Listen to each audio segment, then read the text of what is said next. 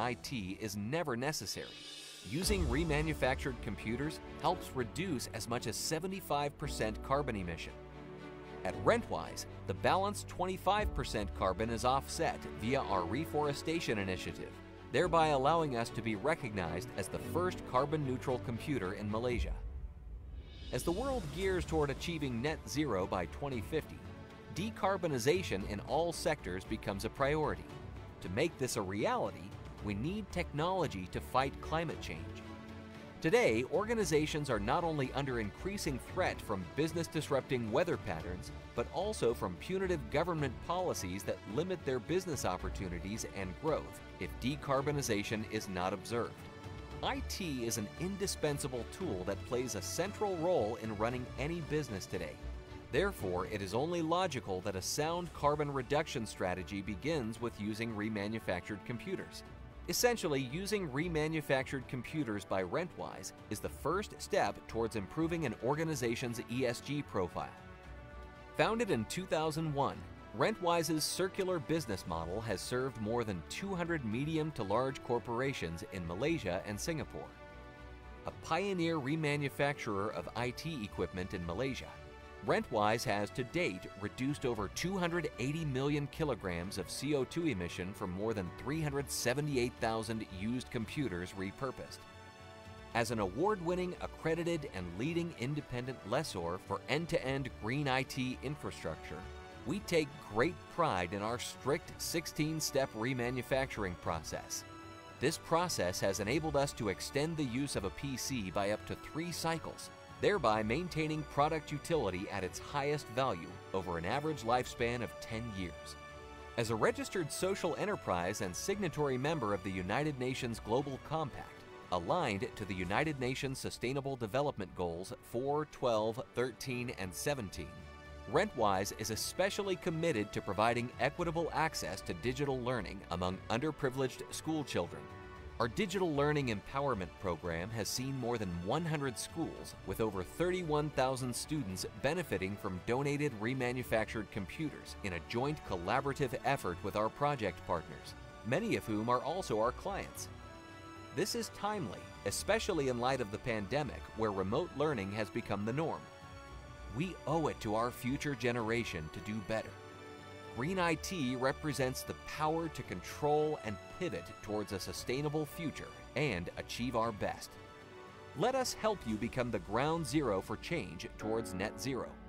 Together, let's seek to ensure sustainable computing for a sustainable planet.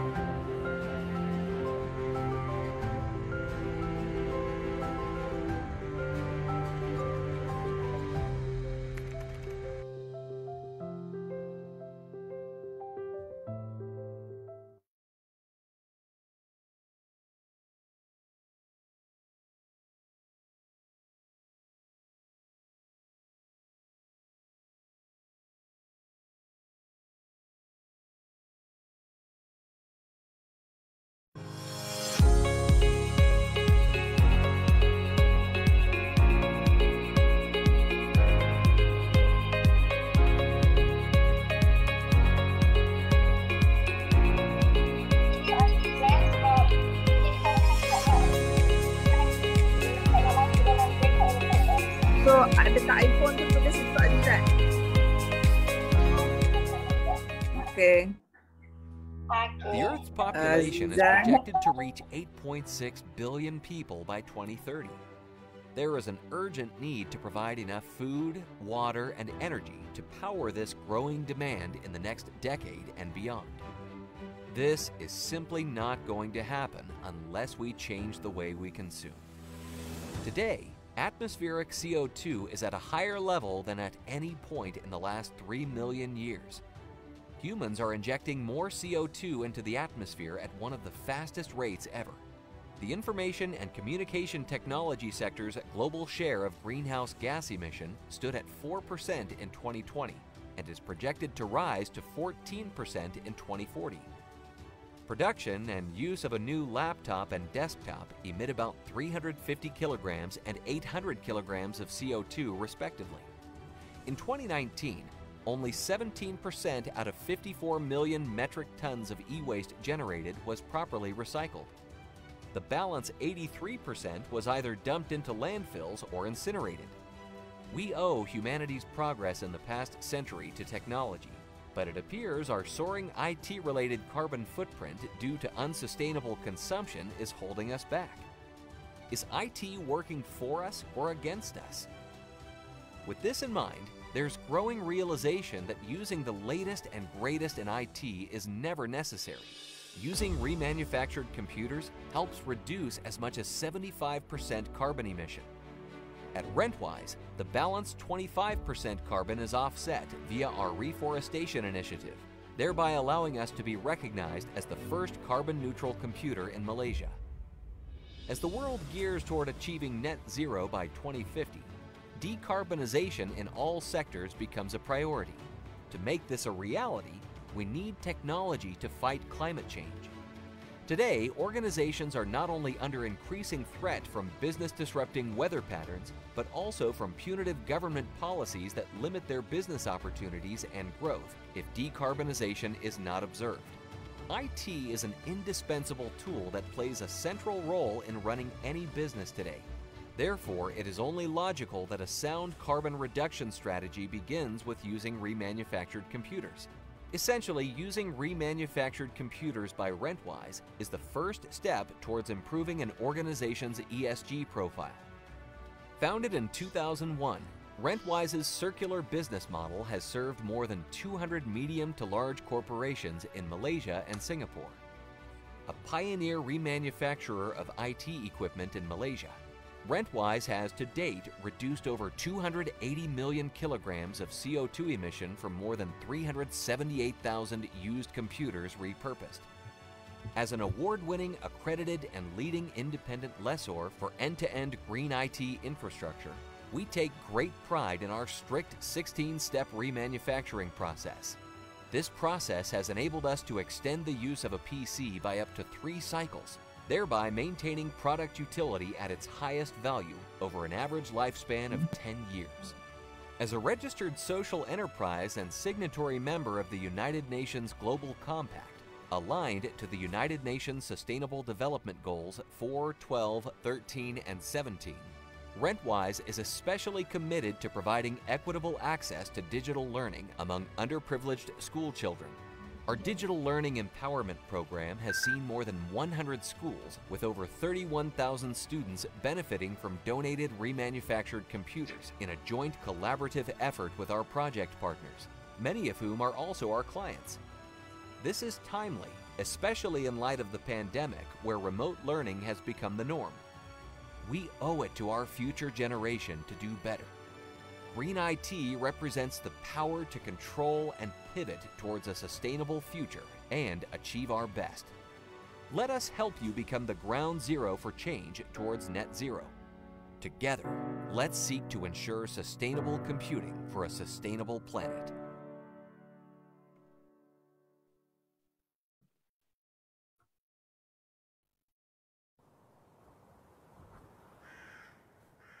Okay, team technical boleh stop video.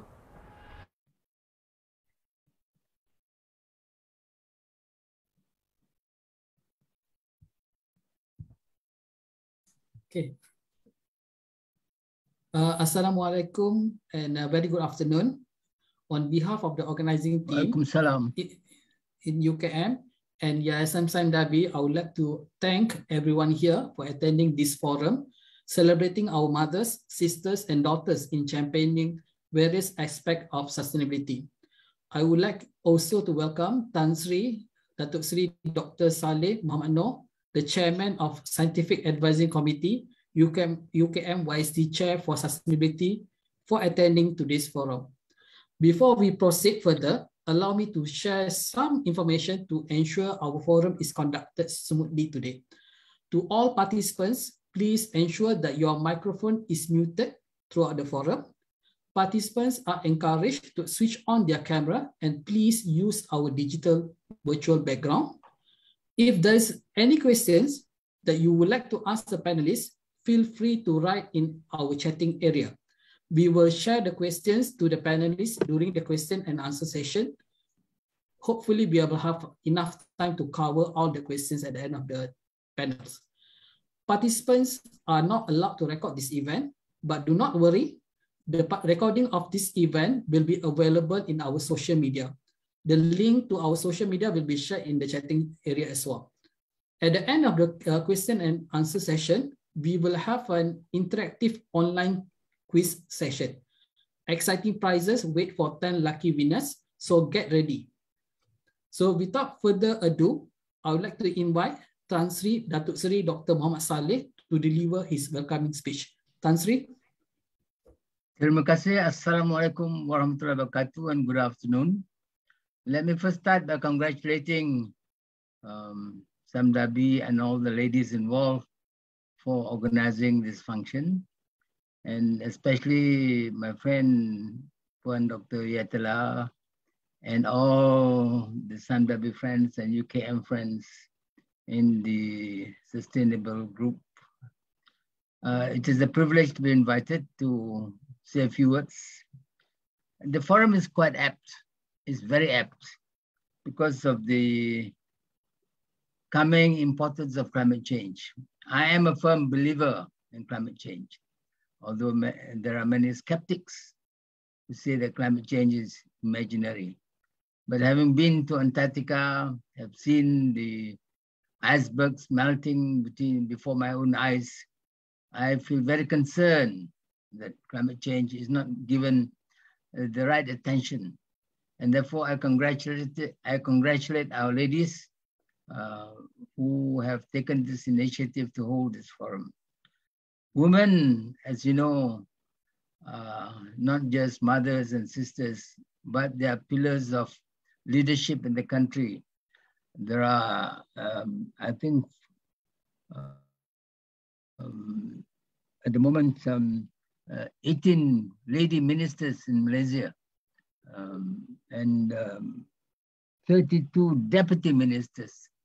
So they play a major role in the decision of governance in the country. The philosophical glass ceiling has disappeared.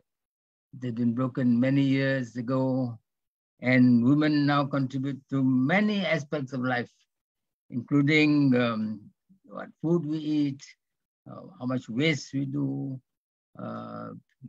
live in this world. They decide the shopping list normally, and of course, they have been championing in direct and indirect ways towards sustainability agenda and the so-called green movement. Therefore, I'm very pleased to officiate and declare this function open. And I cannot wait to listen to some of the discussions that will go ahead. So dengan Bismillahirrahmanirrahim, I thereby declare this discussion on climate change by our lady friends open. Sekian, Assalamualaikum warahmatullahi wabarakatuh. Waalaikumsalam, Tan Sri. Thank you for your short and brief opening remark. Now, allow me to invite Dr. Haja Yatela Zainal Abidin, the CEO of Yayasan Sime Darby, and she will be a wonderful moderator for the forum. Dr. Yatela, the floor is yours. Thank you so much, Dr. Pierre, and thank you so much, Tan Sri, for those welcoming remarks. Thank you so much. Assalamualaikum and a very good afternoon, everyone. Welcome to this forum hosted by UKM-YSD, touching on women, a leading action to combat climate change in conjunction with the month of the International Women's Day. And climate change is upon us, as Tan Sri Salih mentioned just now. I just saw on BBC News a couple of days ago that the Earth's poles are simultaneously experiencing extreme high temperatures, with parts of Antarctica reaching 40 degrees, 40, you heard me right, 40 degrees Celsius higher than average temperatures, while some areas in the Arctic are hitting more than 30 degrees Celsius above average, causing alarm to many climate scientists. Let's just pray that this is just an anomaly and not a sign of worse things to come with climate change in the future. Now, having this forum under our long-term collaboration of almost 12 years of the UKM-YSD Chair of Sustainability is so apt, as we shall be discussing on and sharing knowledge towards achieving the UN Sustainable Development Goals, SDG 4, lifelong learning opportunities, SDG 5, gender equality, SDG 12, responsible consumption and production, SDG 13, climate action, and SDG 17, partnership for the goals. Now, I am very excited about this forum where I get to go into the minds of our panelists, 3 outstanding women who are doing so much for climate action in their own special ways.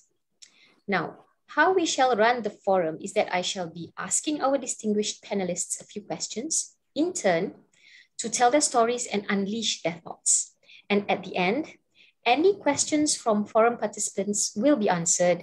So do write your questions in the chat box as we go along. Let us know who the question is addressed to, and we shall try our very best to get them answered at the end. Now, I would like to start by telling a story, not of myself, but of a young Swedish girl, the 19-year-old Miss Greta Thunberg, who started to go on a school strike when she was only 15, sitting outside the Swedish Parliament building with a simple cardboard sign, making a strong statement for her country and the rest of the world for policy changes badly required to combat climate change to preserve her future. And because of her one voice, youth from all corners of the world have taken to the streets to make themselves heard, using online social networks to connect and express themselves and to campaign for change. They are protesting and fighting for sustainable development and for a better future for current and new generations. How powerful is one girl's voice? And I cannot wait to hear 3 women's voices today, each doing extraordinary things for climate action. Okay, I would like to introduce you to Miss Leanne Siew, the co-founder and chief executive officer of Rentwise Sdn Bhd, an award-winning and accredited green IT infrastructure services provider. Headquartered in Shah Alam, Rentwise is the only accredited supplier of remanufactured computers in Malaysia and has business presence in Kuching, Kota Kinabalu, and Singapore. YSD is working closely with Rentwise to distribute remanufactured laptops that are equipped with the latest software and with 3 years full warranty to 7,500 school children from B40 families nationwide via the government's Cerdik initiative. Now, the donated computers are produced sustainably by recycling business-grade devices and parts to produce remanufactured laptops, resulting in 75% less carbon footprint as compared to new ones. Now, Leanne, please tell us your story about how you ventured into what you are doing today in your business while fighting climate change and helping the needy. Over to you, Leanne. Thank you, Dr. Yatela. Good afternoon, everybody. Tan Sri Saleh, Dr. Hajar Yatela, Professor Dr. Azizan, and all Suzanne, and all the participants here. I'm going to start by telling you, my story, which Dr. Yatela had asked me to start with. And I'm going to try and share my slides. So just let me know if you can see it.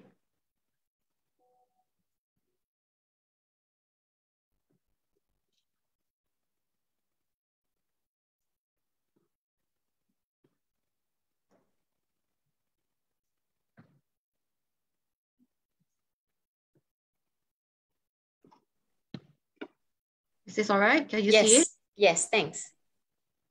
Okay. All right, I'll start with my journey, into this climate change agenda. Now, I'm from Penang. I grew up in Penang. And when I was 7 years old, my mom was very ill. So I was raised by my grandmother and my great-grandmother for a few years. And they were the generation that lived through World War II, right? My great-grandmother brought up 10 children. And her husband died when they were very young. The children were very young. The eldest was 18, the youngest was 3. So if you can imagine Penang 30 to 35 years ago, and that you can probably guess my age as well, it was rather a quiet small town. It's not the Penang it is today. And, it was like living in a kampong. And the picture that I've shared here is where we lived. We lived in a very old Kongsi house, the Chinese clan house, which was behind Gurney Drive. It had a sprawling garden. And in it, we had lots of fruit trees. We had chiku trees, we had rambutan trees, we had custard apple, the buah nona, coconuts. We kept, a lot of animals. We had chickens, we had geese. And nature was important in providing for the family. Right? We lived off nature, and I grew up in that environment. Now, my grandmother was a very well-known discipline teacher from St. George's School in Penang. So in the early afternoons after school, and during school holiday mornings, I was grilled at my lessons. And then in the afternoon, she took a nap. So I would escape and I would run and I would hide from all the grilling sessions. And the refuge was the garden. My refuge was the garden. I spent lots of time in the garden.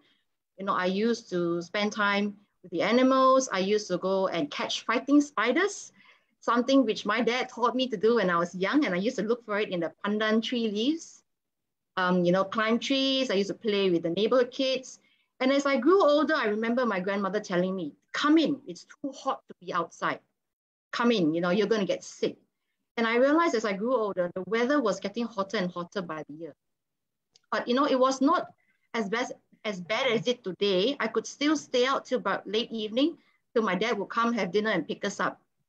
No, but today, when I look at the situation today, I don't let my kids go out and play in the afternoon. And I'm sure many parents don't do that as well. Times have changed. And I think that's the thing that we all realize, the weather is getting hotter.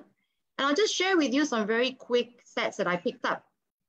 You can see my screen and, I can share the slides with you later. Our part of the world, Southeast Asia, is one of the regions where we will be very hard hit by climate change. We are already seeing it, change in rain patterns. We're seeing rising sea levels. We're seeing extreme flooding. And it's not surprising because over the years, in the last 10 years, our city surface temperatures have gone up by an average of 6 or 7 degrees. Right? And that explains why the weather is getting hotter and hotter. Now, this is the result of global warming and why I got into this business. Let me share a little bit further. If we look at what's happening in the world today, we are rapidly growing. People are, we are multiplying very quickly.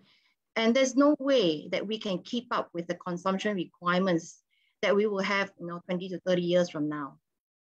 All right, so when I graduated in 2000, I got a job with an IT asset management company headquartered in the UK, but with a Malaysian operation. And the business would buy back, in those days, retired equipment, IT equipment from the market and repurpose it. It was a booming business in Europe because that was a time, this was back in 2000, 2001, where Europe was formalizing the WE directive about waste, how do we manage or how do they manage electrical and electronic waste, right? And this is how I started learning about the impacts of what a linear economy where we just produce and we consume and we produce and consume would do to the environment. So it came together for me. I like nature. I love nature. I still do today. I spend a lot of time in nature, and I wanted to see, nature continuing in the way that was beneficial to all of us. right? I liked the business, even though many people thought that, it was not a very interesting business to be in. It wasn't appealing. It was talking about waste management. But, it was a business that was meaningful to me in those days when we were just starting up this journey. And in 2001, the business that I was in was sold to the Malaysian partner, who at that time did not have much passion and interest to continue the journey about climate change and about managing waste, repurposing and putting it into better use. And that's how Rentwise then came about. So I stepped out and said, okay, I've got this opportunity. I started the business. I've started the business for this Malaysian and UK JV that I was working for. And it was timely to say, all right, since you're not going to stay on very much longer here, let me try and do something. And that's how Rentwise started up. So let me just share with you very quickly what we do. We are in the ICT or the IT space. And over the years, IT's carbon footprint has been increasing over time. And by 2040, it will be a main carbon emitter. All right. And the thing is, we need IT. We need IT to do the work we do. We need IT in every part of our life. So how do we make IT more sustainable? And that's Rentwise's mission. All right. Every time we put a new laptop or a new desktop out, or even servers, companies today, organizations today use a lot of servers, for their data management. And every time we put out a device, it emits a lot more carbon than it used to. So what do we do about it? Do we continue producing and consuming endlessly? Or do we look at ways to repurpose equipment? Now in Rentwise, we found a way to repurpose equipment. And we find that it's something we can use for 3 cycles if done in the correct manner and in the correct way. So IT must represent the power to control and pivot to a sustainable future. It's very important. And looking at IT from a circular perspective is the way forward. So where we can repurpose, where we can move it to 3 cycles, 2 to 3 cycles, that is what we do, right? And this is called the circular business model, where we try to put as much as we possibly can back into the loop until such times, it comes to a point where we do eventually need to retire it. And through a lot of initiatives, a lot of partnerships, Rentwise has managed to come up with the first net zero carbon computer. And how we do that is we close the loop through a collaboration in reforestation. Okay, and this is the way forward for us. We are going to look at collaborating more and more on closing the loops and in collaborations and partnerships which allow us to do that. Okay, over back to you, Dr. Yatela. Thank you, Leanne, for sharing your story on how you went into green IT. I think a lot of us here today, participants in the audience, have learned new things, about this. Maybe you'll expand on this later on with my other questions. Okay, on to Miss Suzanne Mooney of MBE, who is the founder of the NGO, the Lost Food Project, and a Merdeka Award 2020 recipient. The former BBC broadcast journalist started the NGO by distributing food from supermarkets to charities together with her friends, and they volunteered using their own cars at the time. The Lost Food Project is now the leading food rescue organization in Malaysia with more than 100 volunteers to help the poor receive nutritious food while stopping wasted food from being thrown into landfills and causing harmful greenhouse gas emissions. YSD is currently supporting the Lost Food Project to upscale its surplus food rescue program by annually collecting an additional 735,000 kgs of surplus fresh fruits and vegetables from Pasar Borong KL vendors, which will enable the Lost Food Project to provide 2.1 million nutritious meals annually to almost 24,000 B40 families. Suzanne, please tell us your story. Over to you, Suzanne.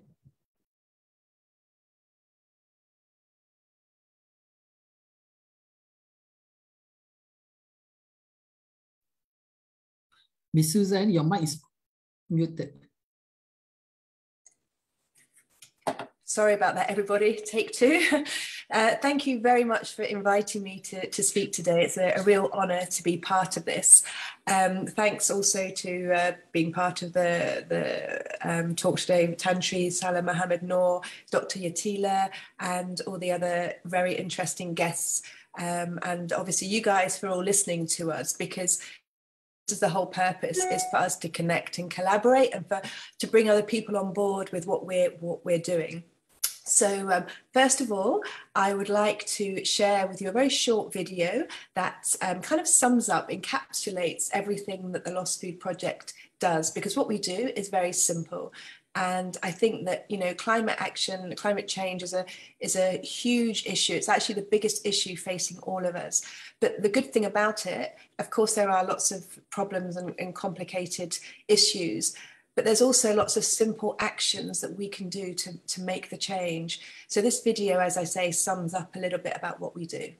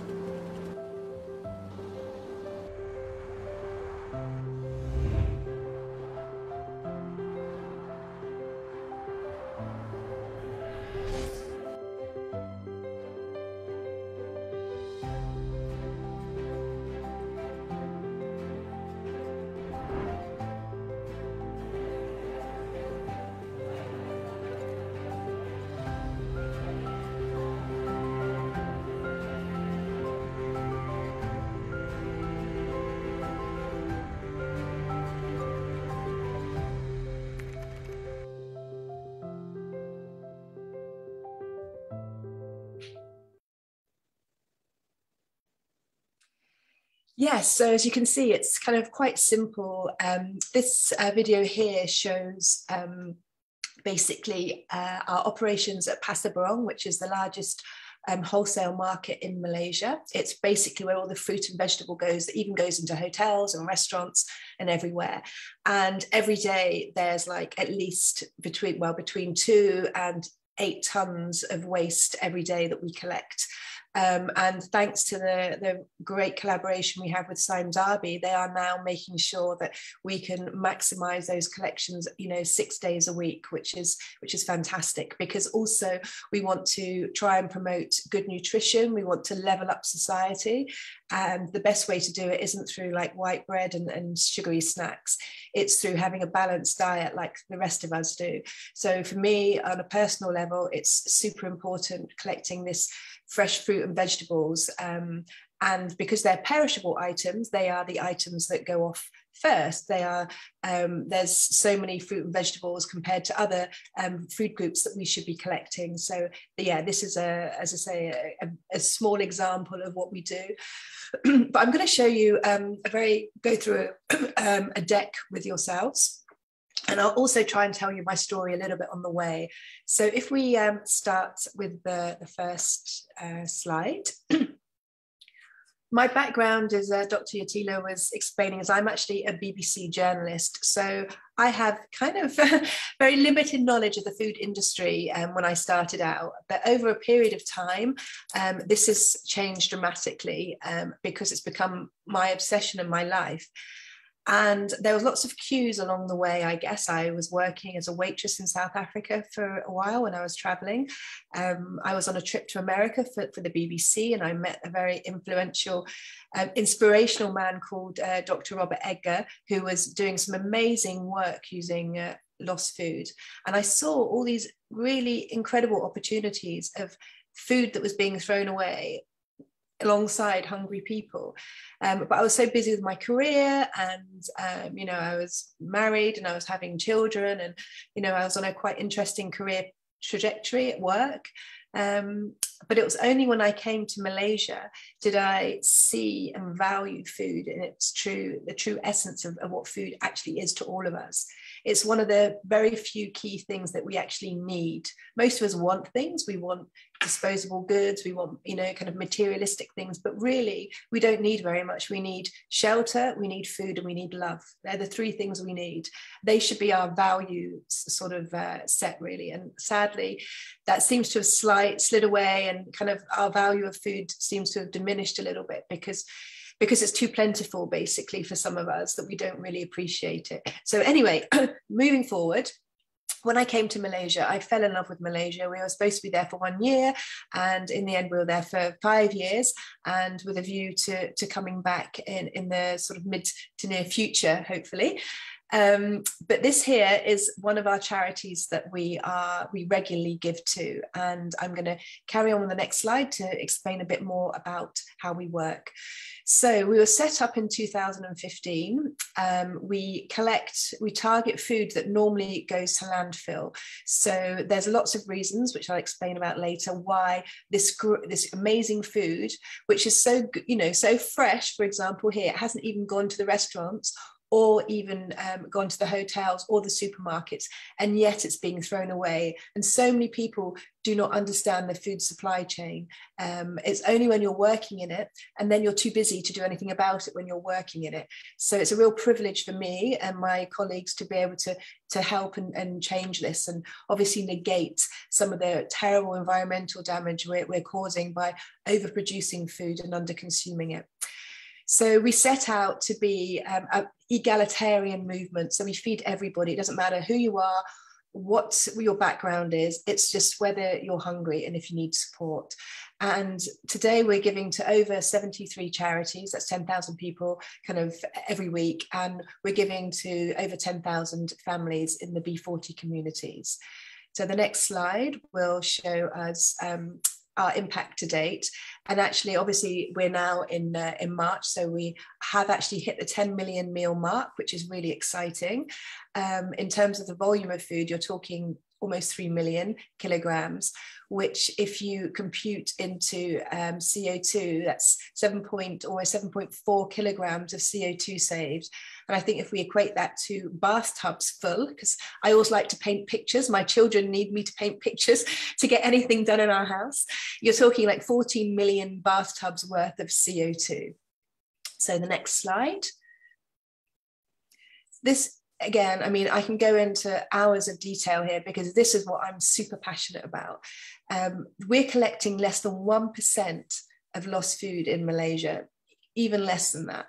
There's so much out there, so much more we can take. And there's so many reasons for lost food. And this is like really good quality food I'm talking about. You know, it's food, there's absolutely nothing wrong with it. It's very in date. It could be to do with, you know, farm exclusivity contracts with supermarkets. It could be ugly vegetables. There's transportation issues where even like a box or the packaging outside gets a bit damaged and everything inside is thrown away because of SOPs for companies.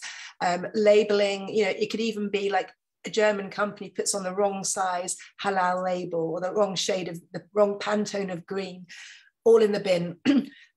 Oversupply, there's contracts that you can't really change them very easily.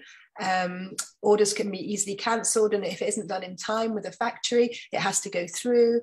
Things that have promotional packaging, it could be to do with, I don't know, it could be to do with Ramadan, it could be to do with 3 for a price of 2. Anything that has a label over a certain period of time within the company's SOPs has to then really just be thrown away because they haven't got time to repackage it and do things that we would all expect happens. It's quite bizarre once you scratch the surface. And also the expiry date. I mean, it's shocking, you know, the expiry date goods that we get, you know, often they have 8 months left, 10 months left, you know, some have even had 18 months left. And you expect that all the food we get probably just has like 2 or 3 days. This, I can assure you, isn't the case. And again, I could go on for hours about this subject, but I don't want to bore you all, but please feel free to speak to me afterwards. I'm really happy to share this and what we do. The next slide. These are the areas that we're sort of supporting, obviously Peninsular Malaysia, as well as with, you know, Borneo, but with we're trying to collaborate with as many partners as possible. We're very active in KL, in JB and in Penang, but with regards to emergencies or flooding or other issues to do with COVID, there's many other groups that we're giving to, and we want to expand. We'd like to be across all of Malaysia, but obviously it's partly to do with us being able to grow, aligned with our resources, aligned with I guess this is all very new. So it's only been like 5 years that surplus food has been, we've been able to sort of push this agenda. In other countries, it's a bit more evolved, but I'm pretty sure that in Malaysia, over time, so much more can be done and so many more people can benefit. So the next slide. These are some of the charities that we're supporting. We've onboarded a few more since then, but as I say, we're very open to any charities from any background. So if any of you guys have got any suggestions, we just want to make sure that the charities are well run and then they follow our SOPs, because it's very important with our partnerships with our, the big MNCs, that we are making sure that the food is being used properly, it's not being resold, and we don't make anybody sick. And the next slide, please. So I'm extremely passionate about climate change. I can talk for hours about this. I worked in the BBC Science Unit for many, many years. I'm in Switzerland at the moment, and not one day this year has there been snow on the ground where I am, and it's never happened before, ever. I think last year there was 1 day of snow, but this year there's no days. We've seen that the polar bears are kind of coming further south, grizzly bears also, everyone is moving south because, from the Arctic downwards, from the Antarctic upwards, things are changing, and it's going to have huge consequences on all of us. And the thin kind of fragile line of the equator is going to be really severely affected. So it's something Malaysia has to really, really take very seriously for lots of reasons. It's going to impact on all of us. It is going to happen. It's how much we can mitigate against it. So we all have to really, really work hard to make some changes to all of our lives, including me and my children. But yeah, these are we believe that the SDGs that TLFP are targeting are these 12. And again, I can explain in the second session if anyone's interested, because I'm very wary of time and my ability to talk too much. So if we go on to the next slide, please. I just wanted to highlight some of the corporates we're working with. And there's so many more that we can work with and that we're kind of talking to at the moment, because all of these guys, they all have surplus or they all have a carbon footprint. So it's only with a collaboration together that we can, bring about change. DKSH, massive big distributor. I can't even begin to tell you the volumes we're getting from them every day.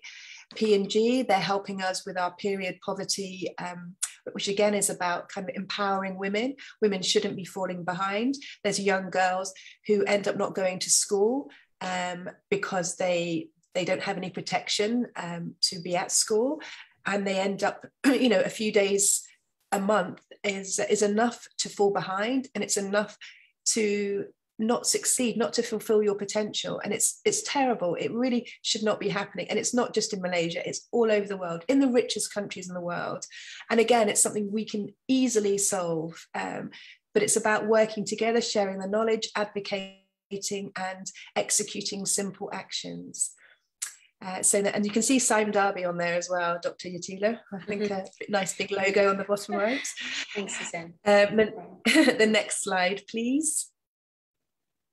This is the last slide, I'm sure you'll all be glad to hear, is about circular economy, because everything we do in life, is about trying to create a circular economy. The world is around, years ago, some people thought it was flat. It's not. Energy is always recycled. Everything should always be recycled, including food.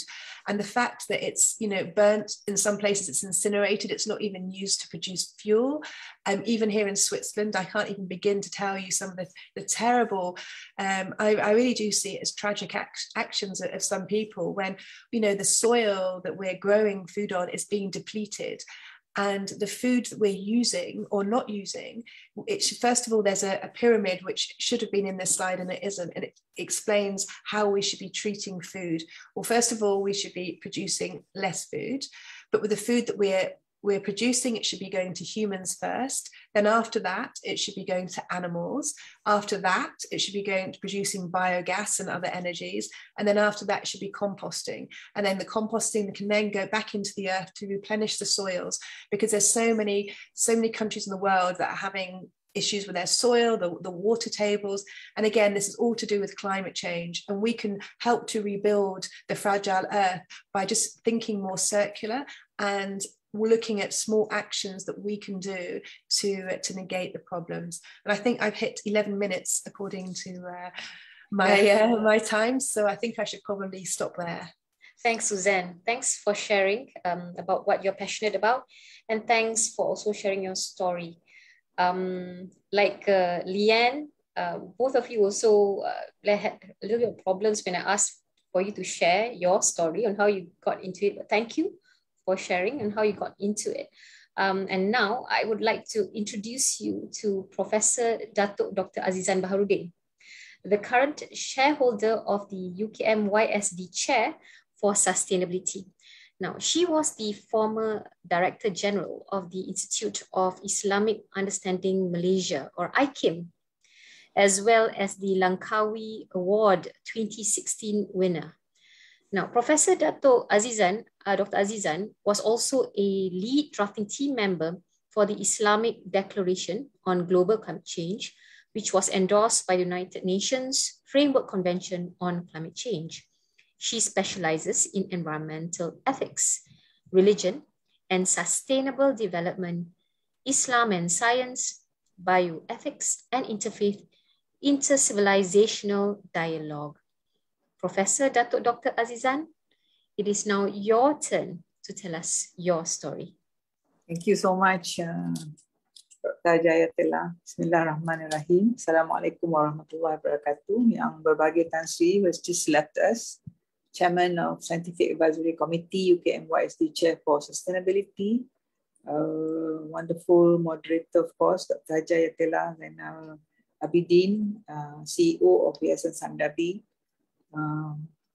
Dr. Pierre, Manager for our chair, our esteemed speakers, and also everyone present. Good afternoon, and very happy to be part of this effort this afternoon at understanding what is going on, at understanding what some of us are doing in earnest to help mitigate what issues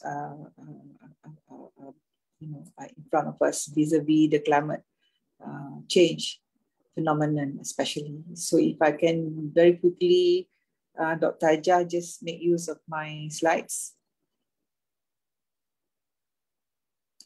Again, my story will also hopefully unfold as I go through the slides. As you said, you'd like to hear the story of how people, how we as the panelists this afternoon come into the field of climate change or climate action. For me, with the background that I have, listening to our two speakers just now makes my life complete, in the sense that we, people like me, the academics, the so-called researchers, in terms of finding out what is going on as and when the data comes out, if you like, from the researchers, the scientists themselves on the ground, we sometimes do not dwell enough on, how everyone, each and every one of us, actually, especially women, can actually play a role. So I've coined my story with this title. Yeah. So next. So for me, it's all about caring, and before you care about nature, you actually need to know and understand what nature is. So I put a great deal of emphasis on the need to understand current realities. And by that, I don't mean only in certain dimensions, what are the causes of climate change and what are the effects, and all this leading to unsustainability, of course. And then, as we all understand, many of us believe in some form of traditional value systems, spirituality, religion, if you like. So let's not quarrel about, we're talking about religion or spirituality or traditional values. We do have values in our life that guide our life in one way or the other. So this should come to the fore when we decide to do positives or negatives towards the environment. And if you will pardon me with a little bit of background in this area, we have some religious perspectives to share.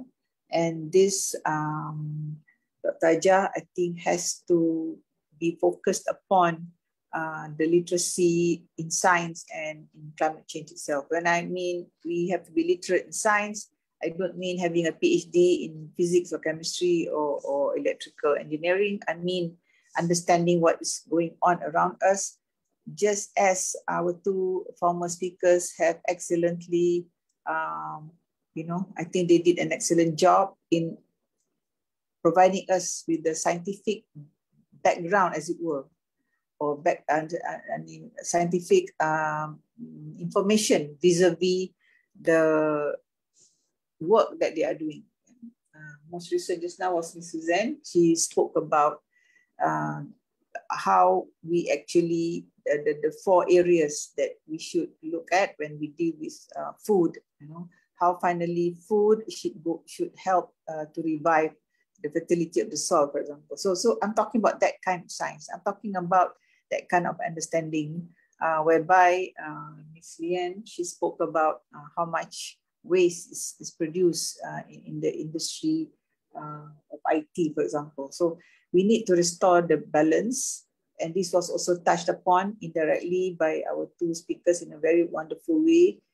We have to talk about growth, economic growth, but then growth that is somehow, telling us that we need to consume less, we need to be desiring less goods, especially when those goods actually impinge on the limits of nature.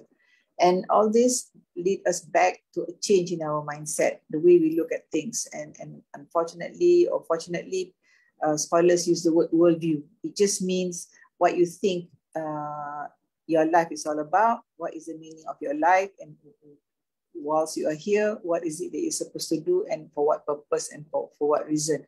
Because unless you have this worldview rights or in going in parallel with what the planet needs, I think we will not be doing our efforts to successfully. Next. Yeah, we talk about unsustainability or sustainability. So before we talk about sustainability, maybe it's nice to understand a little bit about what is it that are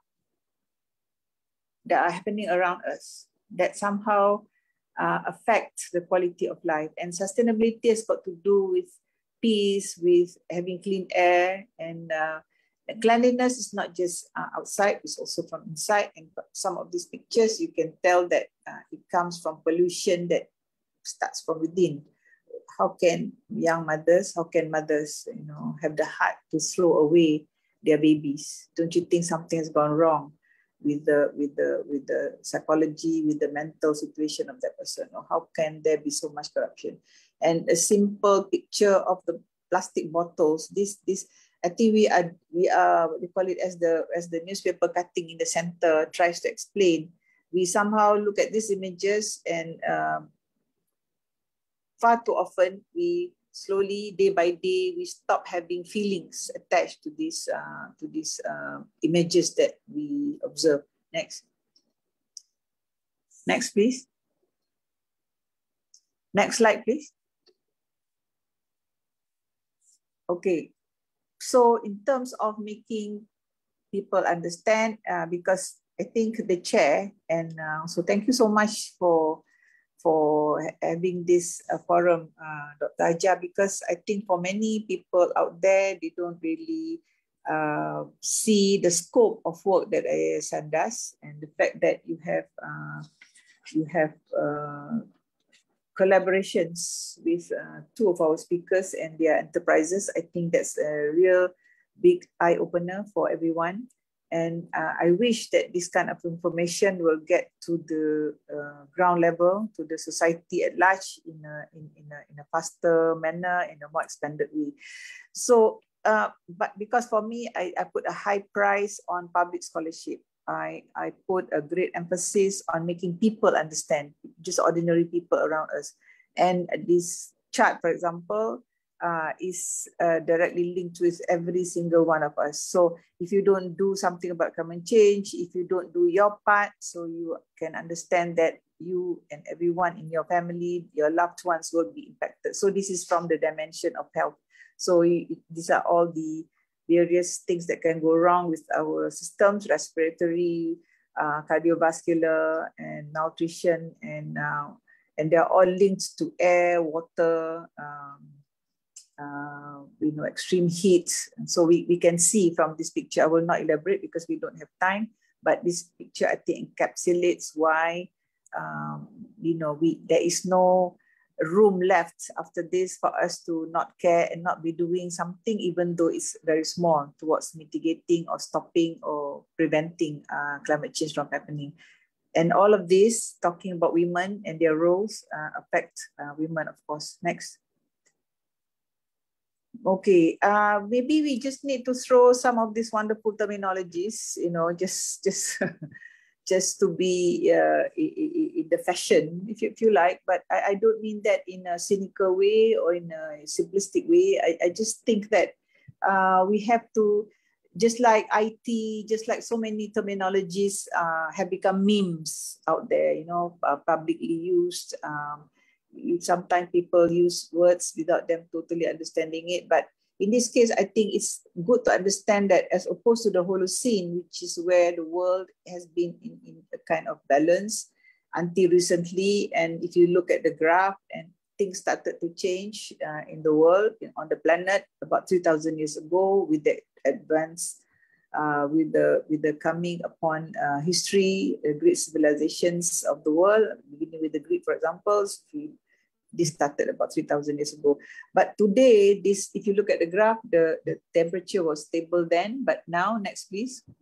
Because of our human actions, we are, and what have been the actions, that is, we affect nature in all its elements, like carbon dioxide, methane, tropical rainforests. We can see an increase in the negative effects of this situation.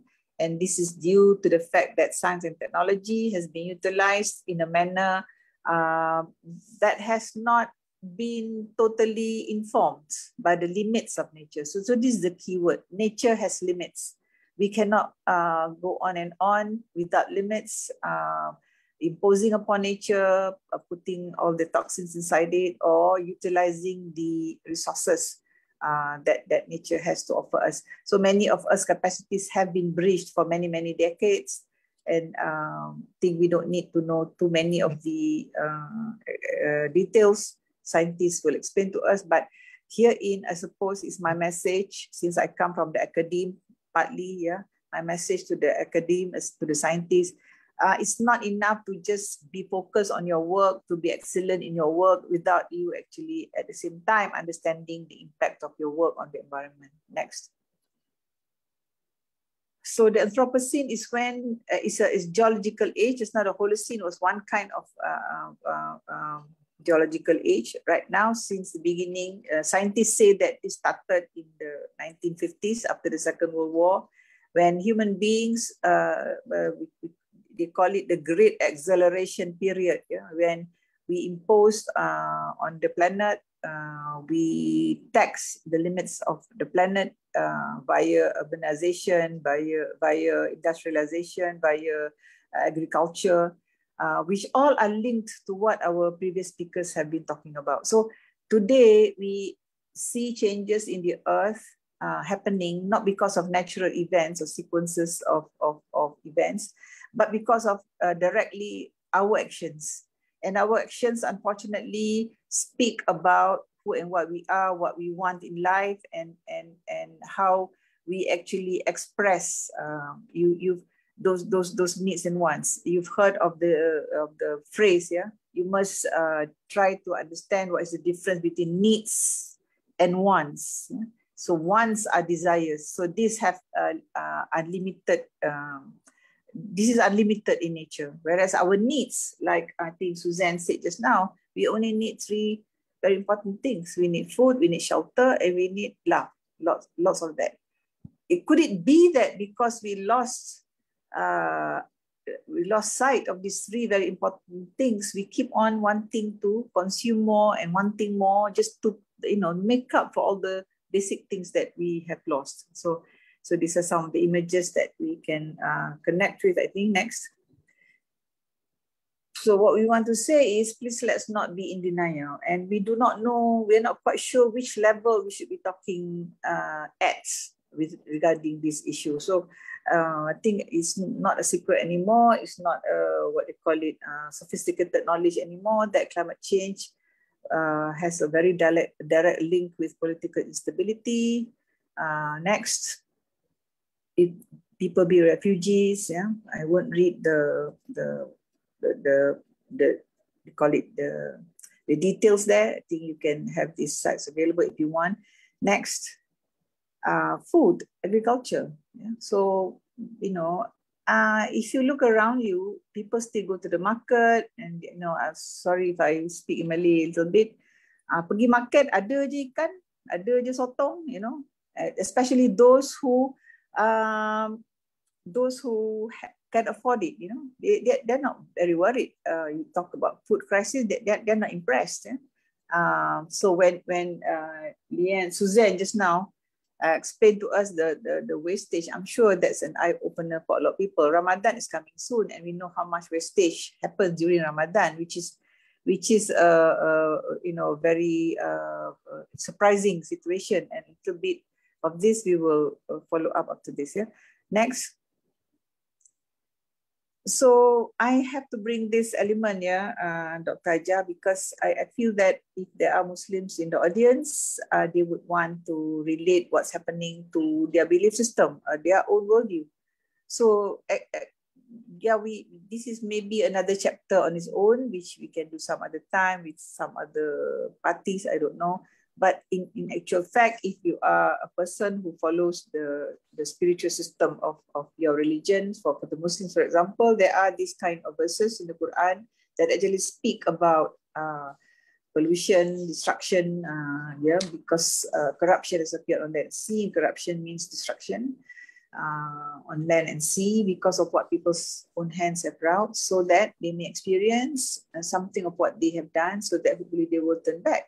So turning back is what? Doing the right thing again. So I think all these efforts we are talking about this afternoon is about going back again. Yeah. Next.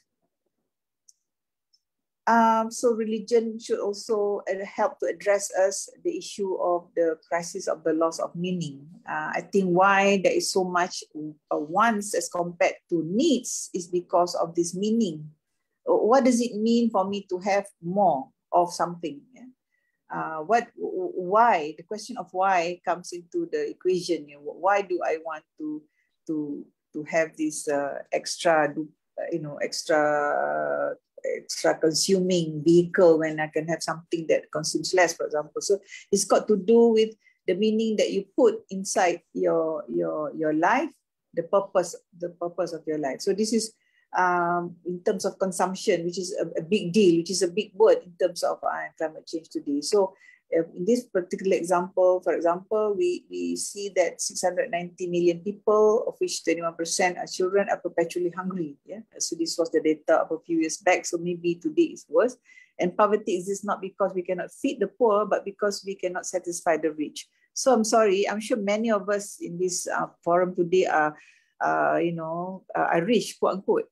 So could it be that we have to start with ourselves to begin with? Next. Consuming less, I mean.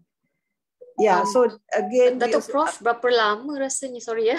Yeah. Because I think it's almost 15 minutes already.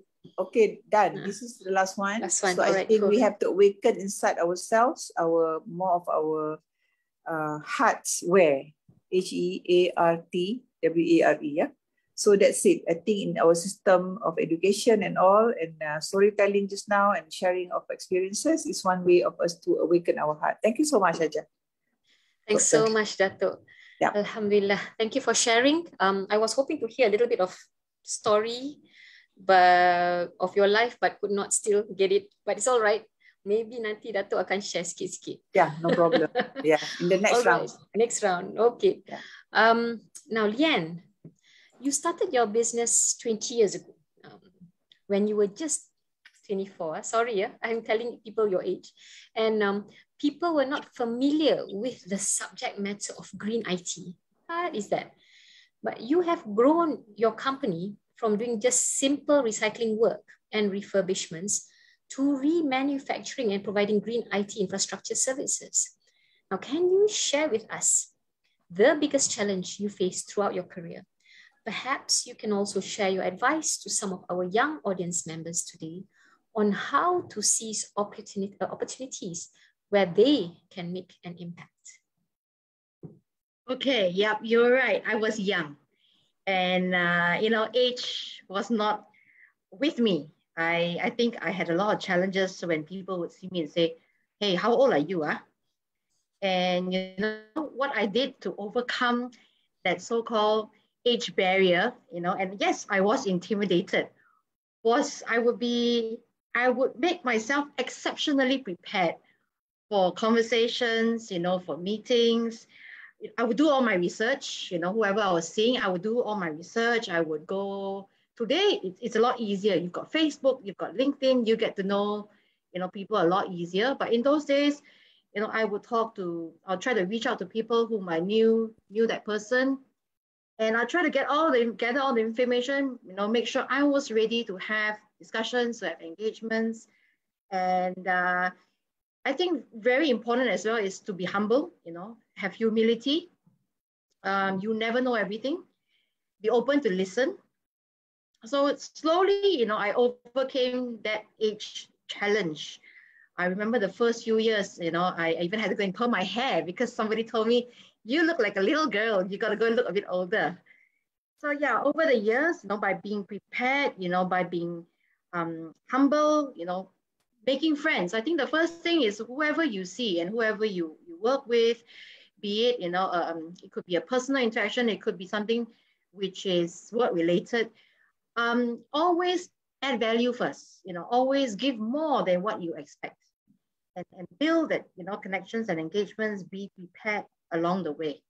Now, the audience today, I believe, our young generation, our up and coming young generation, and you're on economic terms, you are going to be experiencing a $1 trillion industry, plenty of opportunity, and plenty of opportunity to also do things the right way. I think that's very important. So I think, Dr. Yatela, you also asked me, where I see the opportunities are. And I think I'll share with you something very close to home or very close to heart. And just allow me to try and share my screen again. I think this will be something which is interesting for all the young people here. All right, pretty much every business we look at today, there is an element of sustainability. I talked about IT. Now I want to go into something that we all deal with day in, day out, which is even something like clothing. So I know a young lady.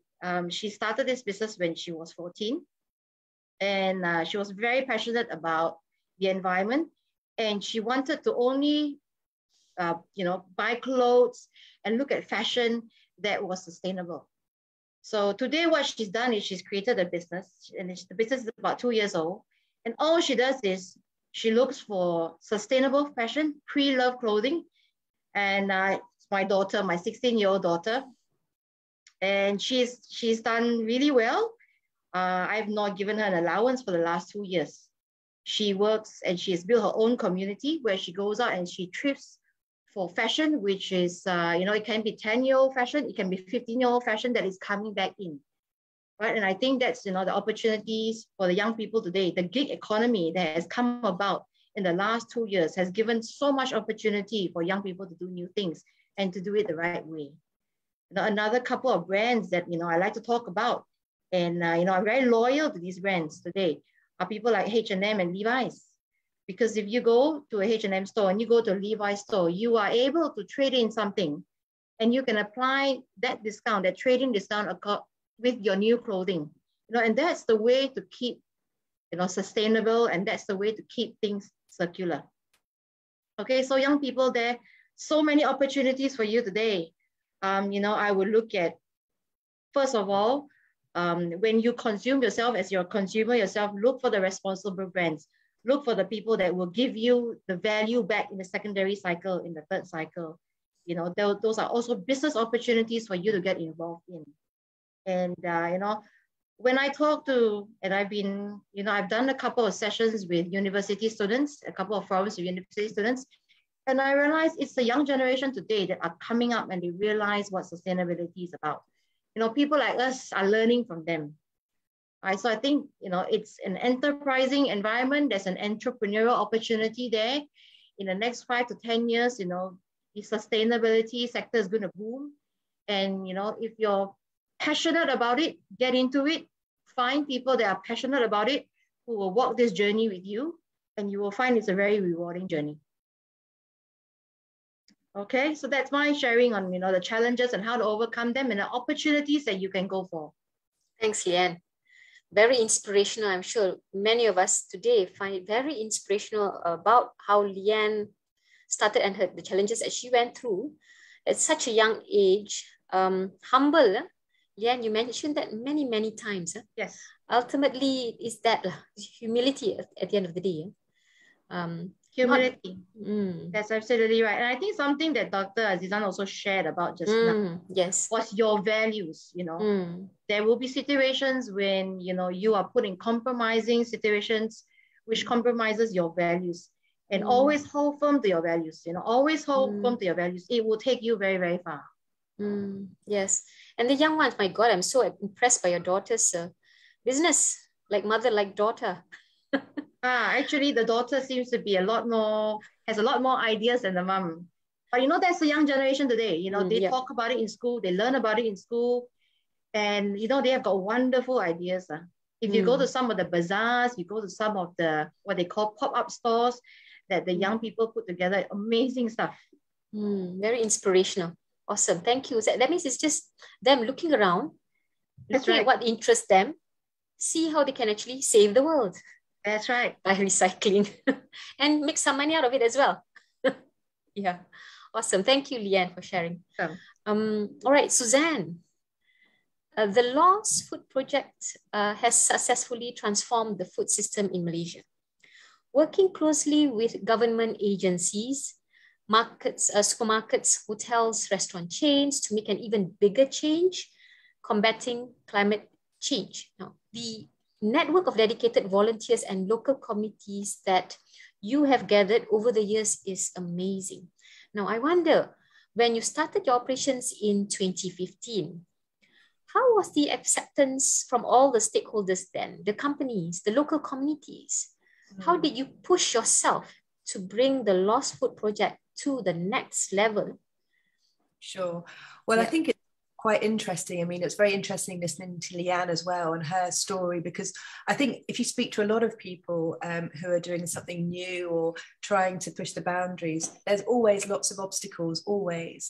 And it's about your own inner resilience, and it's about practice, it's about pushing. It's that whole thing of, a river actually is strong enough to cut through rock. And it's not because it's hard or sharp or powerful, it's because it's persistent and resilient. And I think that's what all of us need to sort of bear in mind, that nothing good, I think, in life comes easily. We all have to really work. And if we're passionate about something, it really helps. So for when I started here in Malaysia, the reason we started is because we were helping another refugee group called we call it the Lost Towel Project. And these were refugees from Myanmar. They basically were not really allowed to work, so we helped them have some money to feed their children, and it was really kind of a lifesaver to them. But every Christmas we would ask them, what we could give them as a gift, and all they wanted was food. And anyway, we thought, okay, rather than us keep buying food, I knew how much food was out there. So should we approach other, charities or food banks to try and get them food? And then I realized there wasn't any. And I thought, oh, this is strange, because I know there's so much food out there, because as I say, in the past, when I was in South Africa and in America, I'd seen the level of food waste, but also two of my very good friends in the UK were working in food banks. I thought, this is crazy. Why are we buying food when it's actually better for the planet if we use food? It wasn't about not spending money. It was about circular economy. It was about trying to reduce the planetary problems. So when I approached supermarkets at first, all of them said no, like every single one of them. And you just have to keep trying. You have to knock on lots of doors until you find someone who opens a door. And that was advice given to me when I started work at the BBC. I wanted to work at the BBC, and I knew that I had to do work experience to get in the door. And I must have made about 50 phone calls before the science unit said, yeah, come and do 2 weeks work experience with us. And that is how I started at the BBC. And I think you can apply that to kind of a lot of different aspects of life. It's, if you really care about something, if you really want to do it, you have to practice, try, practice. So you're going back to the supermarkets, everyone was saying, no. And even the charities were saying, oh, we don't want goods that are not good, that are rejected and are no good. So you had to persuade two sets of people. You had to persuade the shops and the retailers to give us food. And then we had to persuade people who didn't even have any food that the food we could give them was actually good food. So there were lots of obstacles, and it'd have been so much easier not to do it. But as I say, if you really believe in something and you can push it, then it will eventually happen. And it did. And it was, as Leanne said, it's like making friends and connections, and not everyone in life has connections. I understand that. But any connections you have to really lever on. And actually my connection was through the Arsenal Football Club, bizarrely. My husband works in football, and the chairman of Arsenal Football Club at the time was one of the three brothers of the Jardine Matheson family. And it was through him and going through Hong Kong that it went back through to Dairy Farm, that went through to Giant, and we signed the first supermarket contract in Malaysia in 2016, or the end of 2015. So that's how it happened, through perseverance and push.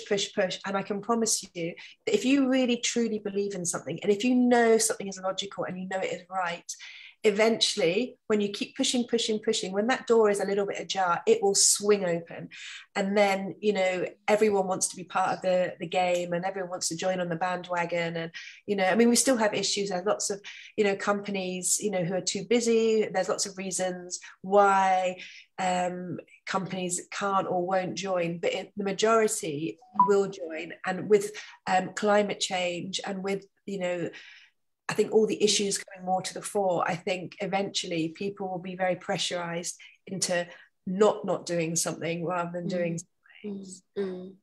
So it's all about perseverance, resilience, and not giving up. Doing things over and over again until you achieve your objectives. That's what I get from your story, Suzanne. Sure. Ultimately.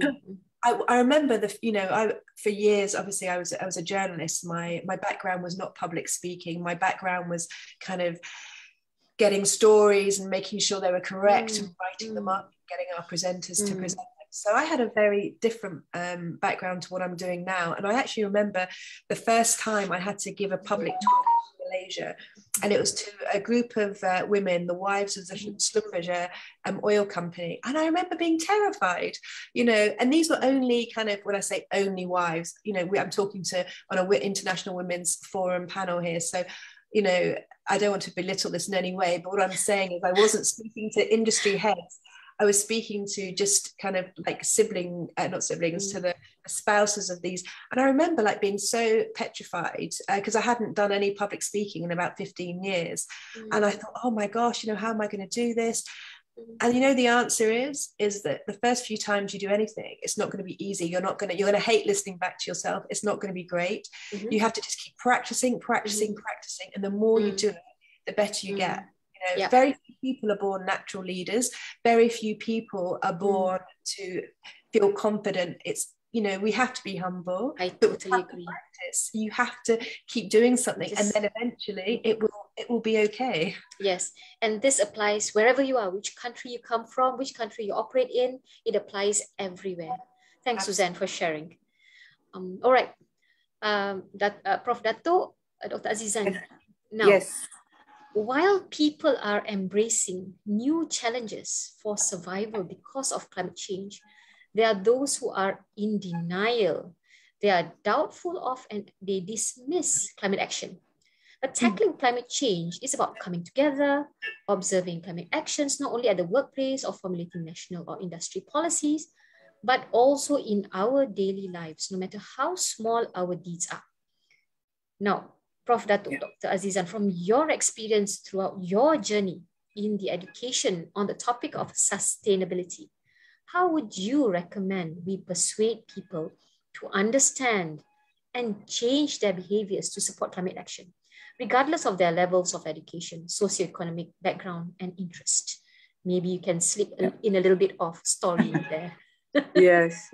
I actually, there's lots of stories. When I started in the 80s, I don't want to tell everyone how old I am, but I started in the subject in the 80s when I became interested in some NGOs like Sahabat Alam Malaysia, Consumer Association Penang. So they were talking about things that were not quite right vis-a-vis, you know, the usage of science, technology, development, and all of that. And they were concerned about public security, safety of foods, the effects of medicines that are not right, stuff like that. So activism was the keyword, I guess. So how do you impress people not to be in denial, right? By waking them up. Look around you, look around you, start to care. Don't you think that well, if I use the word greatest, you know, they might feel that I'm being superfluous. The greatest characteristic that was highlighted by these two ladies, our two other panels, is humility and care, isn't it? I mean, they care so much for the welfare of others, right? And ultimately talking about welfare of the planet. And both talked about, it's not about you. At the end of the day, it's not about you. You pursue in the direction that you think you need to go, disregarding, you know, feelings of impurity perhaps, or feelings of being unsure, become selfless. True or not? So in my case, I guess I also had a childhood early in my life of experiences being close to nature. Until now, I have chickens. Don't ask me where I put them. I have chickens. I'm rearing chickens. Yes, I love the sound of the you know, crowing in the morning. Yeah. And when I look at plants, when I take students to let's say to Taman Alam, you know, where there's a lot of swamp areas, and, you know, the mangroves.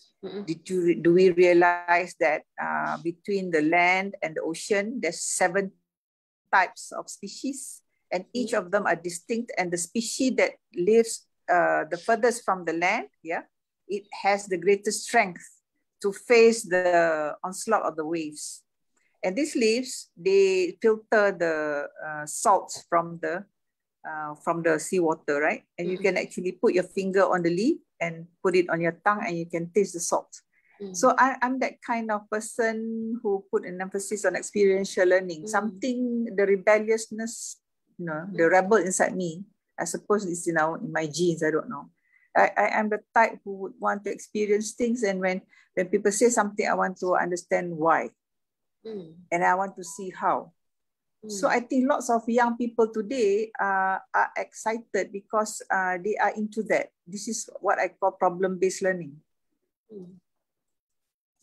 You will not be in denial. You'll be impressed with something. You'll be wanting to do what you need to do once you understand. So that's why I said just now at the beginning. Of course, you know, I said it in a very general way. People need to be made to understand in whatever way they can understand. And when I talk about science literacy, I'm not talking about having a Bachelor of Science. Yeah, but if you ask these two ladies just now, how did they get into it? Because they understood what was going on. And they sort of reflect upon themselves. What can they best do, right? And most important of all is once you understand, you have the intention, the niat. In Malay, it's called the niat, the intention to do something.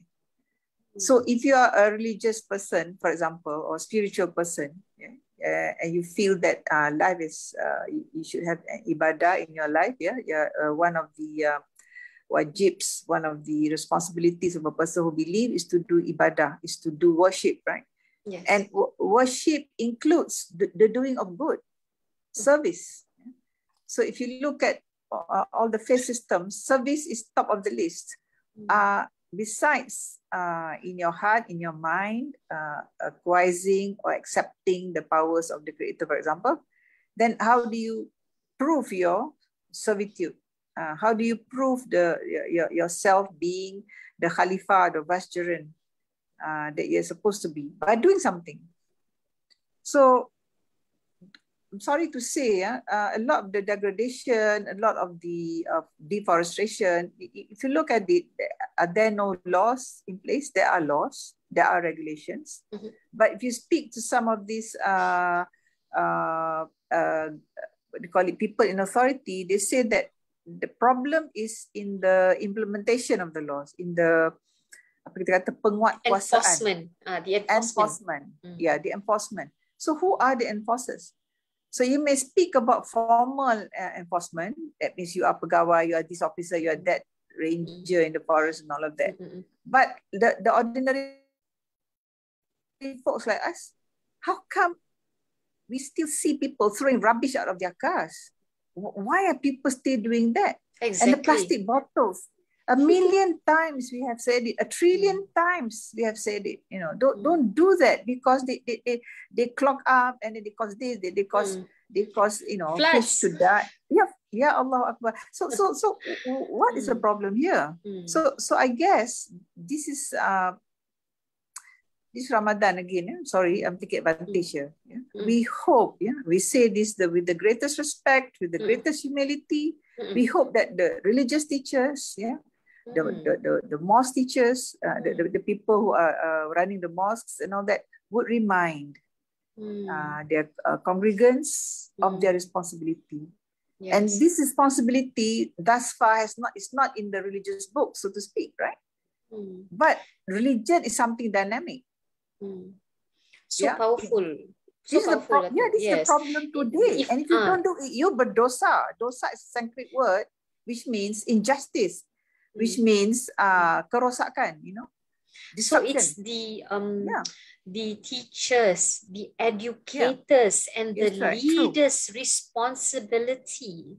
Especially, of course, during the month of Ramadan is coming, to actually talk about it and spread more awareness. And it's also about the people looking around and understanding about things. Why are things happening around them at the end of the day? And then also on enforcements, of course, on laws that are out there to persuade people to, you cannot do this. I don't want to not do this, but I still have to not do this in order to save myself. I'll have to follow certain laws. So this is very powerful. Thank you so much, Datuk. I'll come back to you in a while. Sure. All right. Now, Leanne, now the recent disastrous floods that took us all by surprise in December last year exposed us to the reality of climate change. With the unusual environment devastation currently happening all around the world with extreme floods and drought, we are concerned that massive floods will happen more frequently in Malaysia, impacting our daily lives. Now, question to you, Leanne.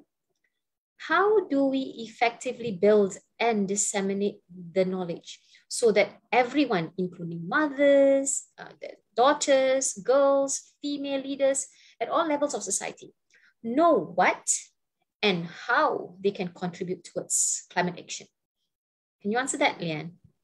Yes, you know, based on the work that we do and my personal belief, it starts, that value inculcation starts at a young age. It starts at the formative years. And that's one of the reasons why, you know, we put a lot of emphasis in supporting educational programs in public schools. You know, it's true, you know, children come home, they talk about what they learn in school. They, you know, expose their parents to what they learn in school. So if we empower the young children with the knowledge, with the tools, with the capabilities to understand what is going on, we will see a massive shift. You know, we talk about 5-10 years from now, we will see that massive shift where, you know, Dr. Azizan was saying, it's down to, it's not only the government, you know, every single citizen plays a role in, you know, this journey of improving the climate and restoring nature. Right, so we've got to start at the value formative years, you know, the years where, you know, that value system is being built up. You know, don't pollute, reuse, recycle, repurpose, you know, consume what you need and not more than what you need. There's no need to follow, you know, there's no need to follow the Jonases, right? Be happy, be content. It's about living happily, you know, and I think that another topic that was talked about just now was love. You know, if there is sufficient love for every single person, you know, every single person feels it, they won't go after material things. They won't go after things that are not necessary. So, you know, again, I feel personally it starts at the formative years, a lot of focus, you know, in education today. And I think this is a topic that should be widely discussed in schools. It should be part and parcel of the curriculum. Yes, I agree. And I hope, yeah, and I hope the academicians here, and I'm sure there's many good ones here, you know, hear this message and, you know, somehow find a way that we've got to equip our young generation with the right knowledge, with the right tools, with the right structures, with the right moral values, you know, to continue this journey very successfully. Now, the floods was not something that was a surprise. If we look at what was happening around us in other countries and other parts of the world, flooding was a massive problem. In fact, I shared with my team, we had what we call a green campaign in August last year. And one of the things that I shared with them was, you know, we've got to be prepared for flooding. It looks like it's going to come. And I never expected it to happen 3 months later and at that massive scale. Right? So if we look around us, if we look at the countries around us, you know, the signs are all there. And we cannot live, you know, in a bubble anymore. We can't think, we cannot think that it's not happening. It's there. It's not only about mitigation now, it's also about adaptation. That's right. To things that's happening around us already. That's right. So yeah, from my message, I would like to say it starts with the young, and that's where mothers, you know, women will be heavily involved, because we are the ones that determine what our kids wear, what our kids, you know, buy, you know, what kind of lifestyle they live. And if it's a combination of education in school, kids coming home and discussing it, I think that whole mindset will build. Yes, very good. Thanks, Leanne. The fact that mothers, I'll share a little bit of findings from my doctoral degree. The best time to have impact on a child is when a child is at a very, very young age. And that's exactly what you were saying.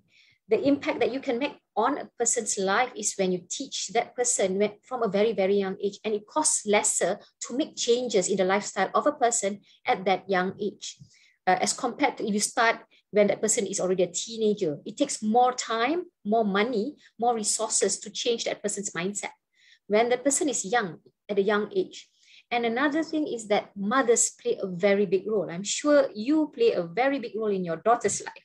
So that's why she's taken into sustainable businesses. She's making a lot of money now, right? And so we as mothers would have to play our role. And my findings is like the mothers play the role that build the resilience of a person.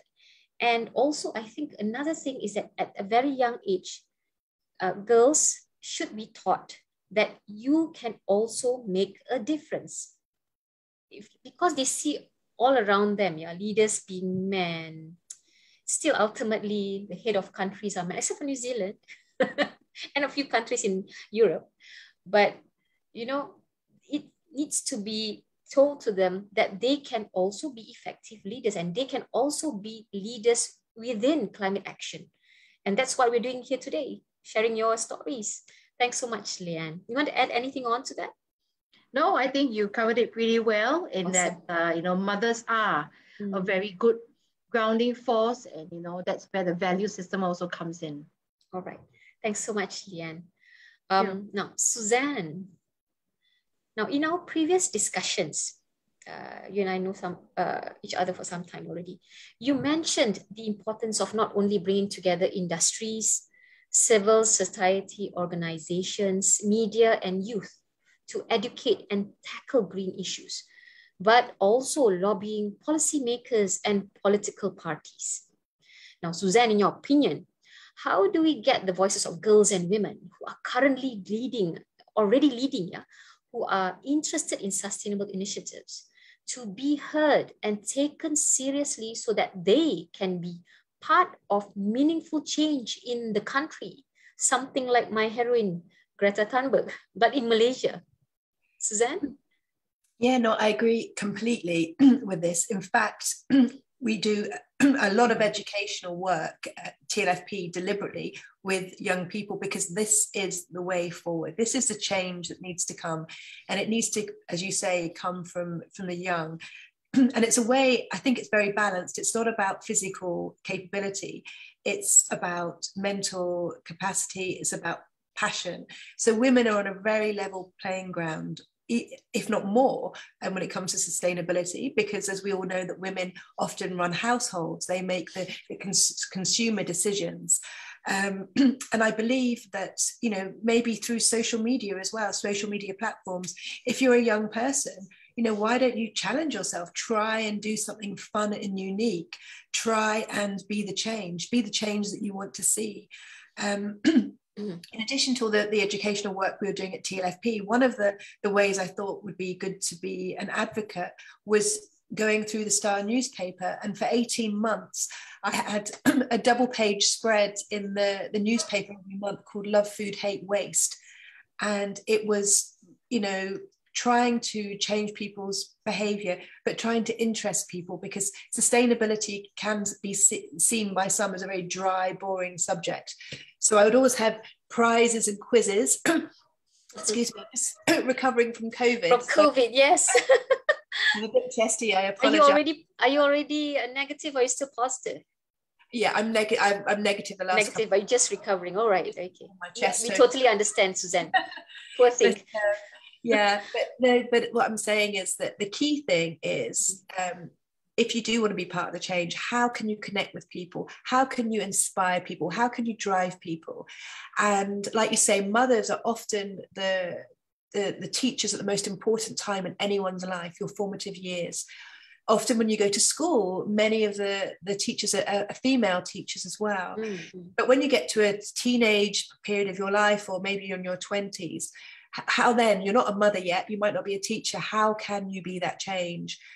You just have to think about what you can do to be part of the change. You can, if we lobby supermarkets and companies that we don't want plastic packaging, or we want, we don't want to have fast fashion. If you go into a shop and you say, which country does this come from? You start asking the questions, you start triggering, thought processes, start talking to these things, with your friends, or join an NGO, or start an NGO with certain friends. But I do think, particularly when it comes to consumption, women are often the drivers with this. So we have so much power, and we have even more collective power. If you look at some of the wars that are happening now, there's very few women that are involved in making those decisions, so why don't we try and push for positive change? Women can help drive the sustainability changes that are needed. And we just have to sort of ask ourselves what we can do, how we can do it. And I think with collaboration, there's so much all of us can do. Okay, thanks, Suzanne. So ultimately, it's about collaboration. It's about pushing it through, be heard. And we have so much power collectively as women to be taken seriously. Even one young girl like Greta Thunberg, if we do it the right way and make ourselves heard, we just have that power. Actually, we do. All of us do. Yeah, awesome. People Thanks. don't realize the power all of us have, because we're so, especially when you're young, you don't quite have the confidence, or you might not have, you know, you might have a lot of humility, but you know, most people do listen. And it's not just the companies we should be sort of discussing and lobbying. It should also be the parliamentarians. It should be the politicians. You know, join a political party, and even if you're not a revolutionary, you don't need to be, but just be a voice, be there, be present. You know, make a difference, and then you grow in confidence, and that helps drive your journey of change, I think. Very good point, Suzanne. Yeah. For those young ones who are interested in politics, maybe you can be that change and use that platform, because that's actually a very powerful platform. People hear you and you can make that change. You can be that change. Awesome. Thanks, Suzanne, for sharing. All right. Now, I have a very interesting question for Professor Dr. Azizan.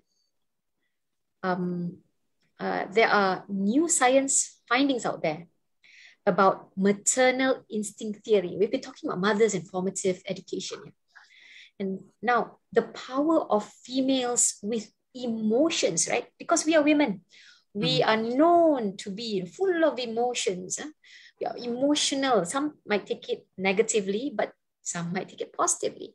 Now, but emotions as a tool for social change.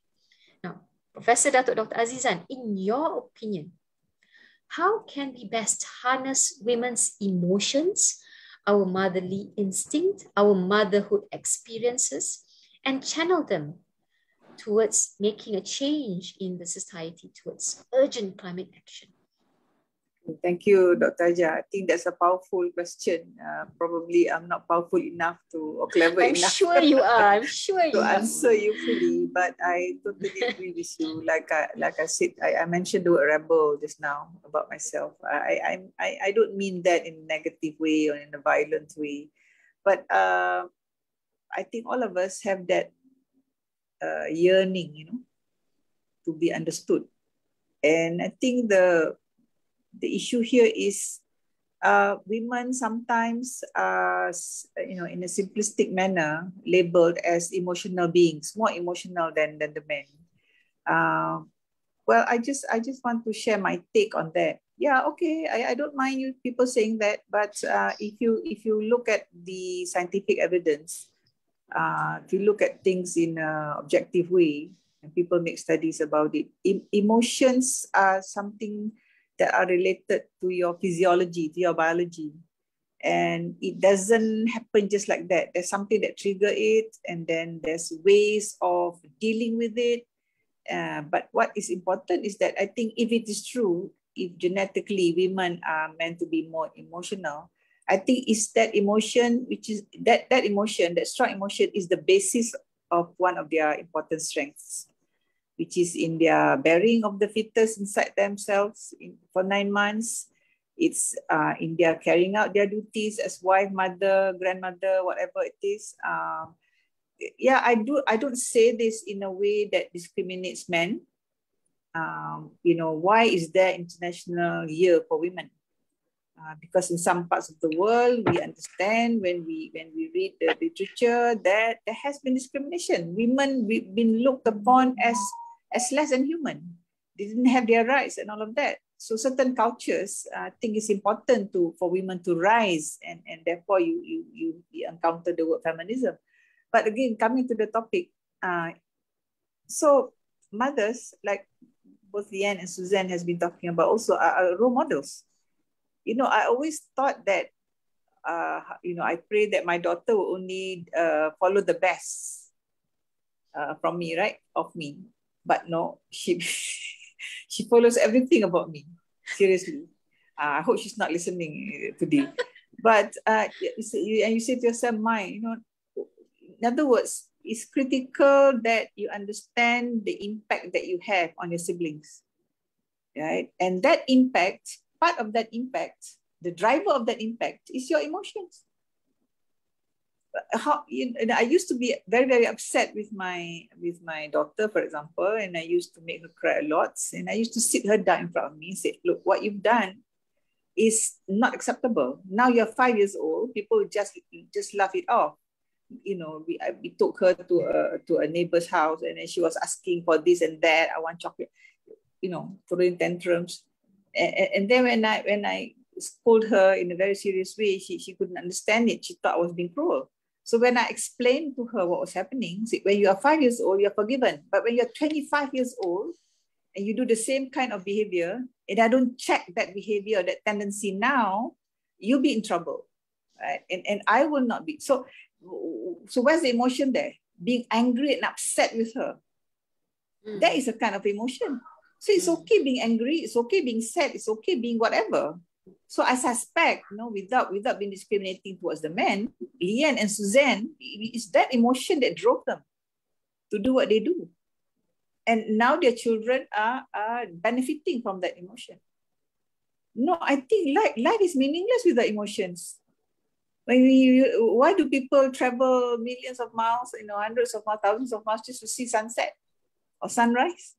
Because I feel this, because I feel that, you know. Right? So emotions are something very serious, and there is a science to it. So what kind of emotions are positive ones, or what emotions can lead to what, and how can, most critically, how do you deal with it? This is EQ, right? Emotional intelligence. And people have written books about how when you have to put IQ and EQ together, which is more important, sometimes EQ is more important than IQ. You know, like, and what is emotional intelligence? The ability to understand what emotions are going through you, why those emotions are there, and how are you going to manage those emotions. And on top of that, being able to read the emotions of others in front of you. Like I'm watching you now, you're nodding, so I'm getting, I mean, even if you Yatela, she's pretending it's okay, she wants to make me feel good, fine, right? But if she starts yawning, and you see this happening in meetings, right? And people start shifting, it means sudahlah, berhentilah. Stop your lecture, right? Or say something else, or do something else.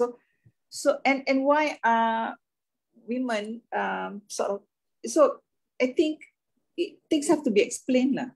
Yeah. And I think men and women have come to peace lah with their strengths and their weaknesses. Yeah. I think Datuk, in what we have been talking about all this while, I think with Suzanne, with Leanne, it's all about emotions, as you have rightly put just now. Yeah, true. It's the care.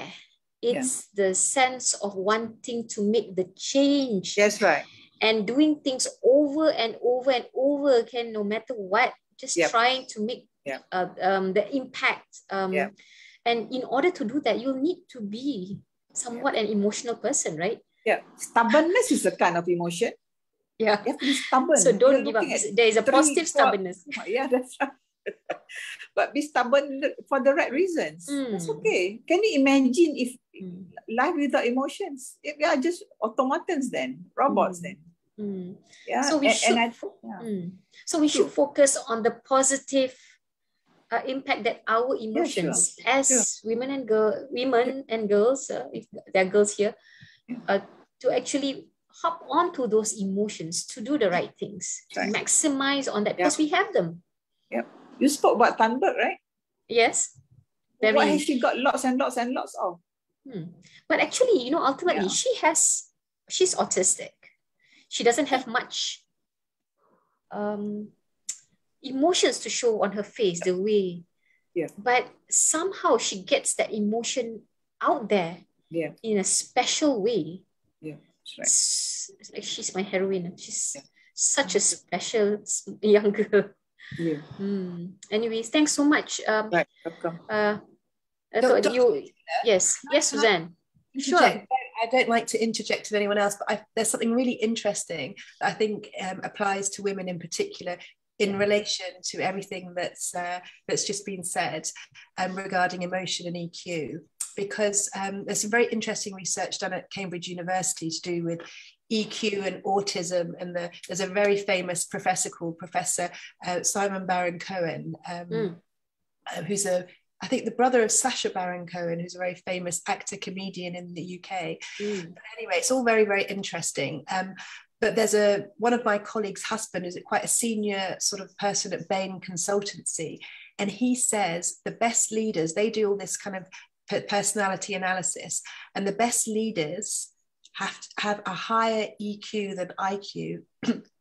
So that's quite interesting. So obviously you have to have a certain level of IQ, but if your EQ is higher than your IQ, you actually make the best type of leader. And if you look at kind of the gender split, often women have higher EQs than IQs. So if we were really literally looking at, you know, potential leadership, I think this shows you how important that, you know, your EQ and your emotional power and harnessing and understanding and cues from other people are. And I think as women, that's a real strength we have. And I just wanted to just echo everything that Professor Azizan has been saying. I think it's super important. Thanks very much, Suzanne, for sharing. All right. Does anyone wish to say anything before I go on to the Q&A session? Okay, right, great. Thanks so much to the three panelists. I have a few questions here. First question for Suzanne. It reads, your effort with your team on reducing food waste to feed the less fortunate is very clever. Just wondering if there are any issues when you want to make a deal to retrieve the rejected food from those various agencies. You did explain a little bit, maybe you can expand a little bit more, especially in Malaysia, a country like Malaysia. Do they ask you to pay for those rejected food, or they give you the food for free in return of something? Thank you, really an eye-opener for me. Okay, that's very interesting, very relevant, because there are some kind of SMEs and companies who are also trying to take some food, and there are some companies who do charge, I think, when they can, but all the companies we work with, they don't charge. We get all the food for free on the basis that we have contracts with them, we have compliance, we fulfill certain kind of elements of a contract and governance that they need. I think some of the smaller organisations, they don't always have time to give us food. So it's more of a time issue with them. But in terms of money, I think another game changer is that in 2018, I think it was, the government introduced a law, maybe it's 2019 by the time it went through Parliament, so that any company who donates food for free cannot be sued if it's done in good faith. So if there are companies who are reluctant to give, as long as they give for free, then they are free from prosecution from the Ministry of Health. So that's quite interesting. As I say, in terms of if there are any like startups out there, if any of you guys are looking to sort of generate a little bit of income but using lost food, there probably are some potentials, but I don't think that, you know, that the big MNCs, the big multinationals, they don't really sort of charge us for food. But there is another interesting element along this supply chain is the waste food that's not fit for human consumption, and there's definitely room for businesses springing up and collection of this waste, because you know the companies will pay for this waste to disappear. So if people are looking for areas to be involved in and they want to have an income, this might be a potentially interesting area. Thanks, Suzanne. I was just reading through the chat, just only got a chance, and I realized that Mimi Hani, the question askers left, but let's just answer another question from her, and this is for Leanne, for everybody's benefit. Leanne, she asks, I like the idea of planting trees to offset the carbon in the environment. Are there specific locations in Malaysia, city, village, suburb, allocated by Rentwise for trees? She's interested in Rentwise planting trees. And are they trees for food or big trees like the rain tree? Good effort. Okay, yeah, I answered her in the chat, but to take it a little bit further, Okay. There are, there are locations, many locations, and there are companies that are starting to do this, but there's at the very early stage, and we're not able to fully grasp what kind of carbon offset that we can get out of it. So what we've been working, or the people that we've been working with so far has been an international company that actually plants trees for its produce and supports its local communities. And interestingly enough, last month we met with another company that is starting to look at how they're going to do it here in areas where reforestation has taken place. So we're going to work closely with them to see whether we can get something done in Malaysia and whether it's measurable so that we can actually measure the carbon offset impact. And I think that's the key thing we want to do. We want to make sure whatever activity we get involved in, we actually can measure it and we can understand what the real impact is. Yeah, okay. And I think it's also not only how big of a project that you can do. It doesn't matter how small the project is as well, that as long as you do something and you measure it. Yeah, we want to be able to ensure that what we do is the right thing. And yeah, you're absolutely right. We are even open to working with what they call the small garden communities that are coming around or coming about in the suburb areas. I've been having discussions with people that are running these little community gardens. And as long as we can do something which benefits the community and there's an impact there, we will look at that. Okay, great. Thanks so much, Leanne, and thank you so much to our distinguished panelists. I learned so much from all three of you today. I'm sure all our participants did as well. Thank you, and I'd like to pass the session on to Dr. Pia. Thank you. Thank you so much, Dr. Yatela. Thank you, Miss Suzanne. Thank you, Miss Leanne, and terima kasih, Datuk Azizan. I've been listening for the last almost 2 hours and been like a lot of new information regarding the lost food, Rentwise, and also always Dr. Azizan. So I think we are at the end of our event. So before we go to the quiz, okay, I think maybe we can everyone to on your camera. So maybe we take a group photo. Team ICT.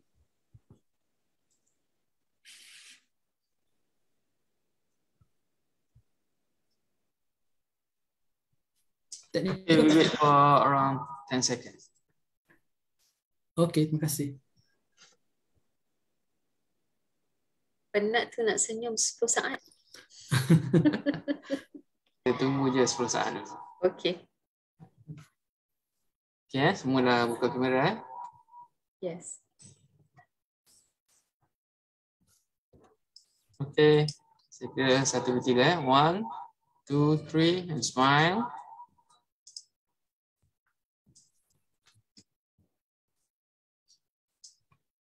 Wait for the second.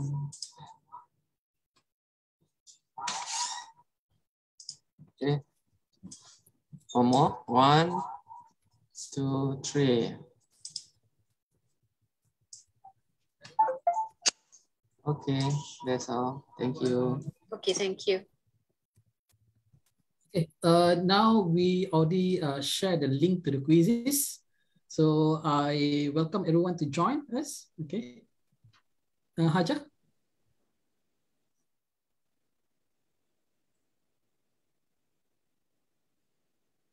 Okay, so to join this quiz, okay, you can go to the website, okay, quizzes, and then you can enter the code, which is 425944.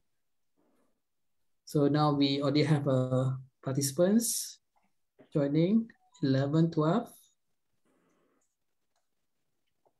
So we wait for a while to get more participants. 17 of them. So we will choose the best 10. So very, very simple questions.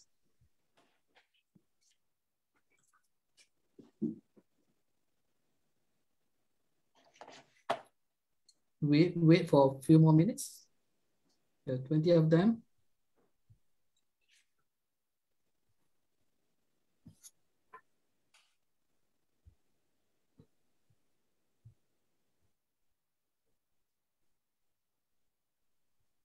28.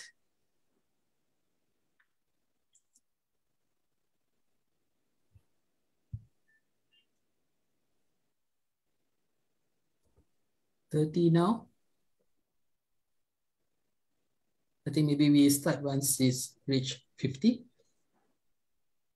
So we have roughly about 94 participants now.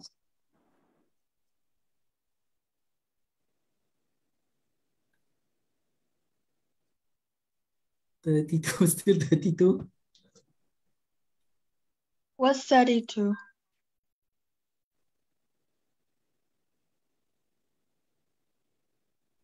Okay, we will start in 1 more minute. Exactly 9:50. Sorry, 5:22.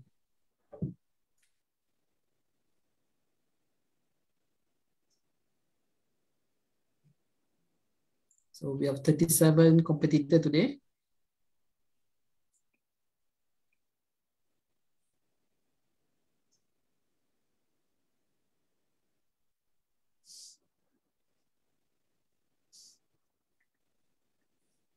$38 now. Two more. 39. Joy.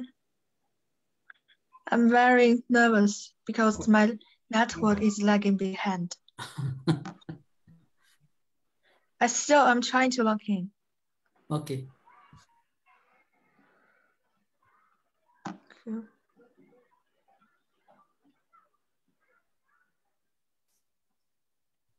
So can we start? Can you wait half a minute? Very excited participant. The student here? Oh yeah? Is it your student?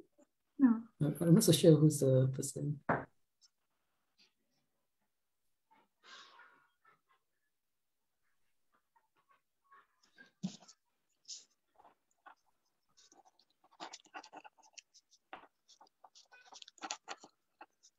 Yeah, we have about 39 now.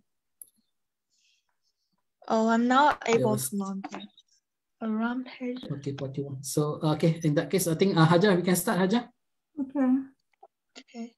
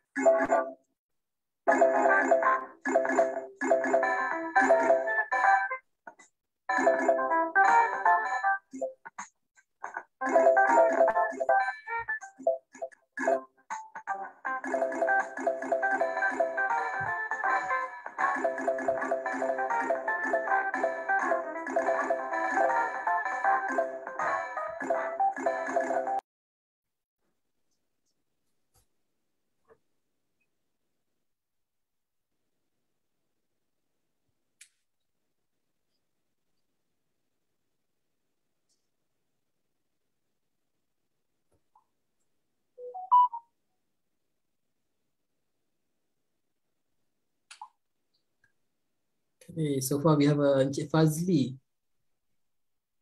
Miss Sharifah as the number 1. Okay, it's a total of 10 questions. Very, very easy questions. Yeah.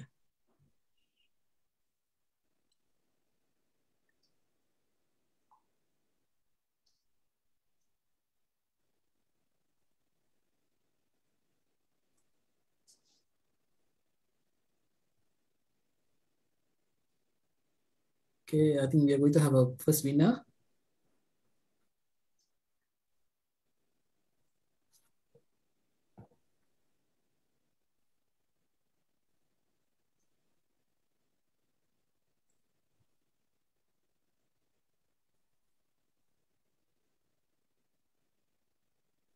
Yeah, I can see Miss Aida answer all correctly. Bagus tu Aida. On the last question, oh my God.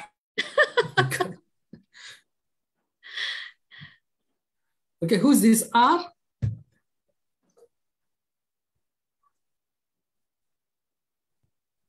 Okay, hi, R is me, it's Rauda. Hi, Rauda. It's not Rauda, I win. Okay. The usual suspects. Okay, I think we didn't give any spot questions or soalan bocor. We keep it simple, that's the thing. Yeah. Okay, I think we already have 10 winners. Okay. Okay. Congratulations. Who are they? All right. Okay, so for the 10 winners, we will have a Google link in the chatting form. So please fill up your details and then we will send you the gift. Number 1, Nadia, YS. Congrats.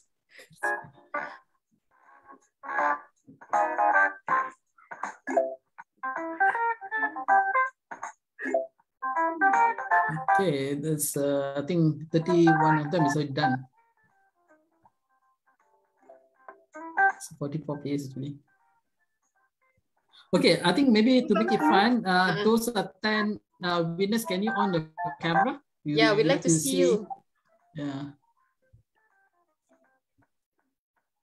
Maybe you can introduce yourself a bit before we end the session.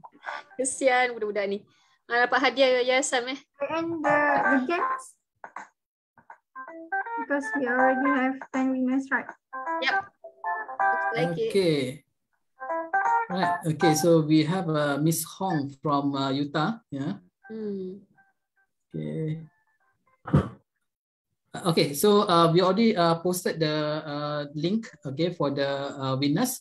So for the top 10 winners, please share your details so that we can this thing. Okay, maybe we can allow this 3 position. Number 1, Miss Nadia. Number 2 is NHMA, and number 3 R. To switch on the camera and introduce yourself a bit.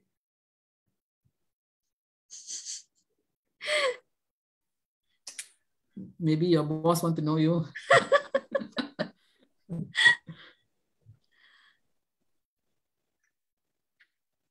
My boss no.